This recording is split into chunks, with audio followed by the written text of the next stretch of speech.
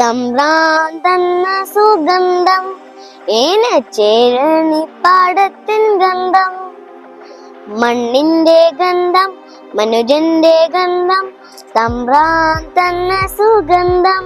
ജാതിഭ്രാന്തിനെതിരെ പോരാടിയ ചരിത്രത്തെ വില്ലുവണ്ടിയിലേറ്റിയ മഹാപുരുഷൻ 1863 ഓഗസ്റ്റ് 28 തിരുവനന്തപുരത്തെ വെങ്ങാനൂരിൽ ജനിച്ചു. സമൂഹത്തിലെ അനാചാരങ്ങൾക്കെതിരെ ശബ്ദമുയർത്തിക്കൊണ്ട് 1907 സാധുജന പരിപാലന സംഘം രൂപീകരിച്ചു. അയ്യങ്കാളിയുടെ പോരാട്ടത്തിന് ഫലമായി 1910 എല്ലാവർക്കും വിദ്യാഭ്യാസം എന്നത് നടപ്പായി. കല്ലുമാല സമരവും പെരിനാട് സമരവും കേരള ചരിത്രത്തിൽ വലിയ സ്ഥാനം വഹിച്ചു. ദളിത് വിമോചനത്തിനായി പോരാടിയ പുലയ രാജ 1941 ജൂൺ 18 അന്തരിച്ചു.